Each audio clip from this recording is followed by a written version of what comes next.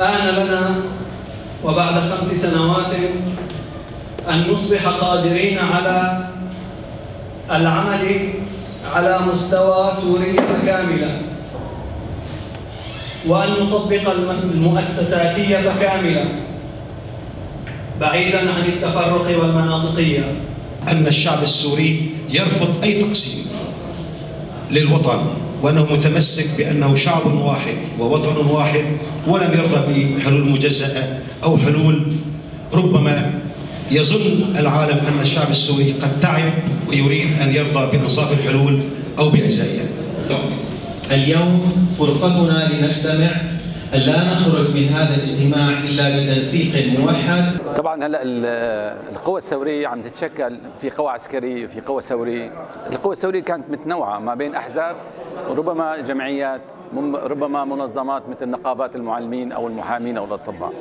هلا مجالس المحافظات هي احدى الحراك الثوري، والادارات على الارض هي جزء مكون اساسي من الثوره. حجمه انا بعتقد هو من اكبر المكونات بهذه الثوره، موجود بكل قريه بكل ضيعه بكل مدينه. هلا هو موجود، كان ربما غاب عن المجلس الوطني لكن كان مشارك بالائتلاف، ربما بمؤتمر رياض كان كثير ضعيف مشاركته، لكن سيظل المجلس الاعلى لمجالس المحافظات او المجالس المحافظات هي ركيزه اساسيه، وهي قادره على دعم اي تطور سياسي، وايضا على ايقاف ومقاومه اي تنازل سياسي.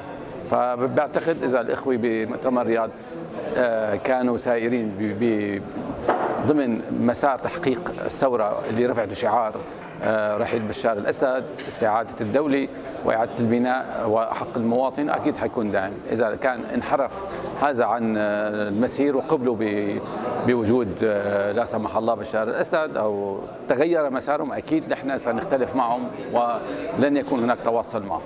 في رئيس يكون احد رؤساء المجالس المحليه وعين امين عام، هو مثل رئيس امين عام الجامعه العربيه للسكون والخدمات الشعب السودان. فاذا احنا بدنا السياسه لانه ذاك محقق، انا بعتقد محقق بكل المحافظات. بسم الله الرحمن الرحيم. التزاما بقوله تعالى: واعتصموا بحبل الله جميعا ولا تفرقوا. نظرا لتطورات وتغيرات المرحله التي تمر بها الثوره السوريه المباركه، اجتمعت مجالس المحافظات السوريه في مؤتمرها التاسيسي الاول في الداخل السوري، وتم الاتفاق على تشكيل المجلس الاعلى لمجالس المحافظات، والذي يهدف الى النهوض بعمل مجالس المحافظات والمجالس المحليه الفرعيه، ووضع الخطط الاستراتيجيه والرؤى السياسيه التي تعبر عن طموحات شعبنا وتطلعاته. ويتألف المجلس الأعلى من رؤساء مجالس المحافظات، نواب رؤساء مجالس المحافظات، الأمناء العامين للمحافظات. وقد تم تكليف السيد أحمد قسوم رئيس مجلس محافظة إدلب برئاسة المجلس تكليفا لحين عقد الجلسة القادمة للمجلس، والنصر لثورتين المباركة.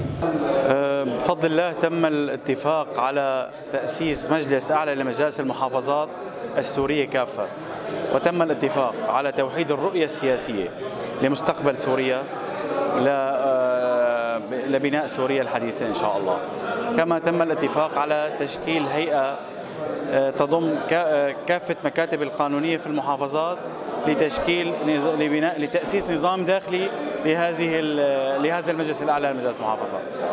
انطلق اليوم المؤتمر الأول لمجالس المحافظات في الداخل السوري، حيث تم تشكيل جسم شرعي يمثل جميع المؤسسات المدنية الثوري في الداخل، ومن الممكن أن يكون الممثل الشرعي في الخارج مستقبلا. أحمد الجربان لشبكة المعرة الآن، ريف إدلب.